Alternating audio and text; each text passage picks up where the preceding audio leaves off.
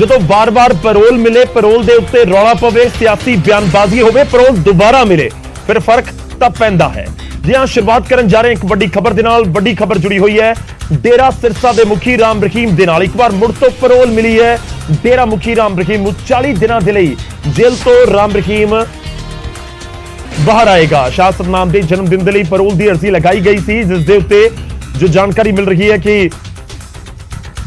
विभाग के वालों मंजूरी दे दी गई है। पीटीआई के हवाले तो इस समय साडे कोल खबर है और 40 दिनों के लिए पैरोल के उत्ते गुरमीत राम रहीम बाहर आएगा। काबिले गौर है कि इस तो पहला भी पिछले साल 2022 के विच बार-बार जो पैरोल के उत्ते बाहर आया तो पैरोल से बाहर आने को लैके जिहड़े विरोधियों ने जबरदस्त तरीके नाल घेरा पाया, खास तौर पर हरियाणा की बीजेपी की सरकार नूं।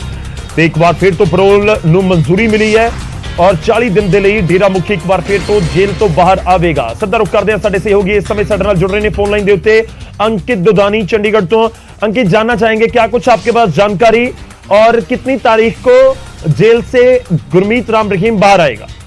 बिल्कुल, अभी पैरोल मिली है तो अब कल सुबह संभावना यही है कि सुबह अर्ली वो जेल से बाहर आ जाएंगे और जेल से बाहर आने के बाद गुरमीत राम रहीम सिरसा के लिए कहा गया है कि सिरसा के लिए पैरोल लगाई गई थी कि सिरसा डेरे में, क्योंकि जो उनके गुरु हैं शाह सतनाम, उनका जन्मदिन है तो उसको लिए ही ये पैरोल मांगी गई थी और ये पैरोल के लिए अप्लाई किया गया था, जिसके लिए 40 दिन की पैरोल मिली है।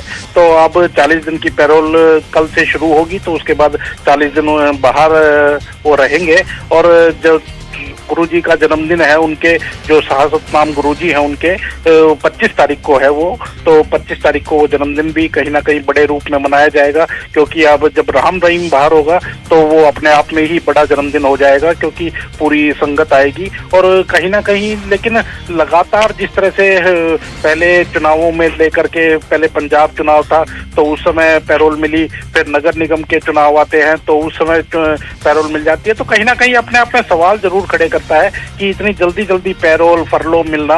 लेकिन बार बार प्रशासन की ओर से कहें या जेल मंत्री से भी जब बात करते हैं तो वो यही कहते हुए नजर आते हैं कि ये उनका अधिकार है और अधिकार को हम वंचित नहीं कर सकते, अधिकारों से वंचित नहीं कर सकते। तो इसलिए कैदी का अधिकार है, पैरोल हो या फरलो हो तो वो उसका अधिकार है, इसीलिए उनको दी जाती है और वो जितने दिन की उनको तय है उतने ही दिन की दी जाती है। तो अब लेकिन सवाल जरूर उठते हैं इसको लेकर के। अंकित, ये भी जानना चाहेंगे कि पिछली बार जब 40 दिन की पैरोल मिली तो उत्तर प्रदेश के एक डेरा जो वहां पर बागपत में है, बरवाना, वहां पर डेरा मुखी गए थे 40 दिन के लिए। अब क्या सिरसा आ पाएंगे?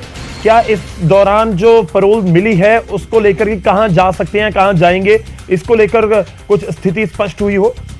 बिल्कुल, अभी क्योंकि सिरसा के लिए ही मांगी गई थी ये पैरोल, क्योंकि सिरसा के डेरे के अंदर ही जन्मदिन मनाया जाएगा, तो कहीं ना कहीं सुरक्षा कारणों को जरूर देखना होगा, क्योंकि सिरसा ही पहले उनका निवास था और सिरसा डेरे के अंदर ही वो रहते थे। तो जब केस चला और गिरफ्तारी हुई तो और सजा हुई तो उस समय वो सिरसा डेरे में ही रहते थे, तो कहीं ना कहीं उसको लेकर के सवाल जरूर उठ रहे हैं।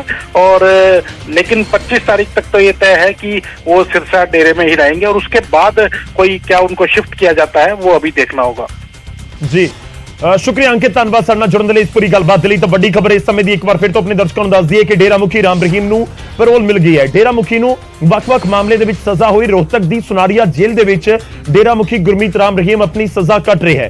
2017 दे विच सीबीआई दी विशेष अदालत ने, पंचकुला अदालत ने राम रहीम नूं सजा सुनाई सी सरीरक साधवी सरीरक शोषण मामले दे विच।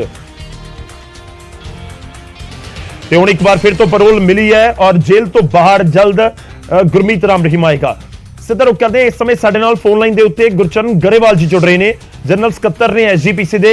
गरेवाल साहब, तुहाडा फर्स्ट रिएक्शन एक बार फिर तो 40 दिन की पैरोल डेरा मुखी नूं? बड़ा अफसोस है जी इस देश के कानून पे, भावें कि ये गल कही जाएगी कि इहनूं कानून के मुताबिक मिल रही आ, पर उसे कानून के तहत जिहड़े बंदी सिंह आ साडे, जिन्हां दे लई एड्डी वड्डा संघर्ष लड़ा जा रहा, ह्यूमन राइट्स उस दे बारे च अपनी आवाज़ उठा रही आ, उन्हां वास्ते तां असीं कोई अपने कानून का कोई ऐसा नुकता नहीं हैगा जिहड़ा कि ना उहदे वास्ते जदों सुप्रीम कोर्ट विच जांदे आ ਤਾਂ ਸਾਡੇ ਮੋਦੀ ਸਾਹਿਬ ਦੀ ਸਰਕਾਰ ਕਹਿੰਦੀ ਹੈ ਜੀ ਇਹਨਾਂ ਤੋਂ ਬੜਾ ਖਤਰਾ ਹੈ, ਜਦੋਂ ਕਿ ਕਿੰਨੇ ਸਾਲ ਹੋ 11 ਸਾਲ ਹੋ ਗਏ ਨੇ ਉਹ ਹਸਪਤਾਲਾਂ 'ਚ ਪਏ ਨੇ, ਉਹਨਾਂ ਦੀ ਉਮਰਾਂ ਕਿਸ ਤਰ੍ਹਾਂ ਦੀਆਂ ਲੰਘ ਚੁੱਕੀਆਂ ਨੇ, ਉਹਨਾਂ ਦਾ 25 30 ਸਾਲ ਦਾ ਕਿਨਾ ਜੇਲ੍ਹ ਦਾ ਰਿਕਾਰਡ ਬੜਾ ਅੱਛਾ ਹੈ। ਤੇ ਇਹ ਗੱਲ ਮੈਨੂੰ ਇਹ ਲੱਗਦਾ ਕਿ ਅਸੀਂ ਇੱਥੇ ਬਹੁਤ ਰੌਲਾ ਪਾਉਂਦੇ ਹਾਂ ਤੇ ਵੇਲਾ ਖੜਾ ਕਰਦੇ ਹਾਂ ਕਿ ਅਸੀਂ ਇੱਕ ਸੰਸਕਾਰੀ ਦੇਸ਼ ਸਥਾਪਿਤ ਕਰਨਾ ਚਾਹੁੰਦੇ ਹਾਂ, ਤੇ ਇਸ ਗੱਲ ਦੇ ਵਿੱਚ ਕਿਹੜਾ ਸੰਸਕਾਰ ਜਿਹੜਾ ਅਸੀਂ ਪਰੋਸ ਰਹੇ ਹਾਂ ਜੀ, ਜਿਹਦੇ ਤੇ ਇਸੇ ਦੇਸ਼ ਦੀ ਨਿਆਂਪਾਲਿਕਾ ਨੇ ਬਲਾਤਕਾਰ ਦੇ ਕੇਸ ਲਾਏ ਨੇ, ਮਰਡਰ ਦੇ ਜੁਰਮ ਲਾਏ ਨੇ, ਉਹਦੇ ਸਜ਼ਾ ਭੁਗਤ ਰਹੇ ਨੇ। ਤੇ ਸਾਨੂੰ ਇਸ ਗੱਲ ਲਈ ਅਸੀਂ ਇੰਨੇ ਗੁਲਾਮ ਹੋ ਗਏ ਹਾਂ ਵੋਟਾਂ ਦੇ ਕਿ ਅਸੀਂ ਉਹਨਾਂ ਦੇ ਪ੍ਰਵਚਨ ਆਪਣੇ ਜਿਹੜੇ ਬੀਜੇਪੀ ਦੇ ਜਿਹੜੇ ਸਾਡੇ ਸਮਾਗਮ ਆ ਉਹਨਾਂ ਵਿੱਚ ਉਹਨਾਂ ਦੇ ਪ੍ਰਵਚਨ ਸੁਣਾ ਰਹੇ ਹਾਂ ਤੇ ਉਹਨਾਂ ਨੂੰ ਪਿਤਾ ਜੀ ਕਰਕੇ ਸੰਬੋਧਨ ਕਰ ਰਹੇ ਹਾਂ। ਅਸੀਂ ਕਿਉਂ ਬੀਜੇਪੀ ਇਸ ਮਾੜੇ ਰਾਹ ਪੈ ਚੁੱਕੀ ਆ ਕਿ ਇਸ ਬਲਾਤਕਾਰੀ ਨੂੰ ਚੌਥੀ ਵਾਰ 1 ਸਾਲ ਦੇ ਅੰਦਰ ਚੌਥੀ ਵਾਰ ਰਿਹਾ ਹੋਣ ਜਾ ਰਿਹਾ, ਤੇ ਇਹ ਕਿਹੜਾ ਕਾਨੂੰਨ ਹੈ ਸਾਨੂੰ ਇਸ ਗੱਲ ਦੀ ਸਮਝ ਨਹੀਂ ਲੱਗੀ। ਪਰ ਸ਼ਰਮਿੰਦਾ, ਮੈਂ ਇਸ ਗੱਲ ਲਈ ਸ਼ਰਮਿੰਦਾ ਹਾਂ ਕਿ ਚਲੋ ਸਿੱਖਾਂ ਨੇ ਤਾਂ ਆਪਣੀ ਲੜਾਈ ਲੜੀ ਜਾਣੀ ਹੈ, ਕਿਉਂਕਿ ਅਸੀਂ ਸਮਝ ਰਹੇ ਹਾਂ, ਅਸੀਂ ਮੰਨ ਕੇ ਚੱਲੇ ਹਾਂ ਕਿ ਸਾਡੇ ਨਾਲ ਵਿਤਕਰਾ ਹੋ ਰਿਹਾ, ਪਰ ਇਸ ਦੇਸ਼ ਦੇ ਜਿਹੜਾ ਸਮਾਜ ਆ ਉਹਦੇ ਵਾਸਤੇ ਵੀ ਇਹ ਚੀਜ਼ ਕਲੰਕ ਹੈ ਜਿਨ੍ਹਾਂ ਲੋਕਾਂ ਨੂੰ ਪਰੋਸ ਕੇ ਤੁਸੀਂ ਸਮਾਜ ਦੇ ਵਿੱਚ ਪੇਸ਼ ਕਰ ਰਹੇ ਹੋ ਜੀ। ਚਲੋ ਸ਼ੁਕਰੀਆ ਗਰੇਵਾਲ ਸਾਹਿਬ, ਧੰਨਵਾਦ ਸਾਡੇ ਨਾਲ ਜੁੜਨ ਦੇ ਲਈ, ਇਸ ਪੂਰੀ ਗੱਲਬਾਤ ਦੇ ਲਈ। ਤਾਂ ਐਸਜੀਪੀਸੀ ਦੇ ਜਨਰਲ ਸਕੱਤਰ ਸਾਡੇ ਨਾਲ ਫੋਨ ਲਾਈਨ ਦੇ ਉੱਤੇ ਜੁੜੇ ਤੇ ਉਹਨਾਂ ਦੇ ਵੱਲੋਂ ਸਵਾਲ ਚੁੱਕੇ ਜਾ ਰਹੇ ਨੇ ਕਿ ਵਾਰ-ਵਾਰ ਪੈਰੋਲ ਕਿਉਂ ਮਿਲ ਰਹੀ ਹੈ। ਉਹਨਾਂ ਨੇ ਬੰਦੀ ਸਿੰਘਾਂ ਦੇ ਮੁੱਦੇ ਦੇ ਨਾਲ ਵੀ ਇਸ ਨੂੰ ਜੋੜਿਆ ਕਿ ਬੰਦੀ ਸਿੰਘਾਂ ਦਾ ਮੁੱਦਾ ਚੁੱਕਿਆ ਜਾ ਰਿਹਾ ਲਗਾਤਾਰ ਕਿ ਉਹਨਾਂ ਦੀ ਰਿਹਾਈ ਹੋਵੇ, ਉਹਨਾਂ ਦੇ ਬਾਰੇ ਕਿਉਂ ਸਰਕਾਰਾਂ ਨਹੀਂ ਸੋਚ ਰਹੀਆਂ ਤੇ ਡੇਰਾ ਮੁਖੀ ਨੂੰ ਕਿਉਂ ਬਾਰ-ਬਾਰ ਪੈਰੋਲ ਦਿੱਤੀ ਜਾ ਰਹੀ ਹੈ।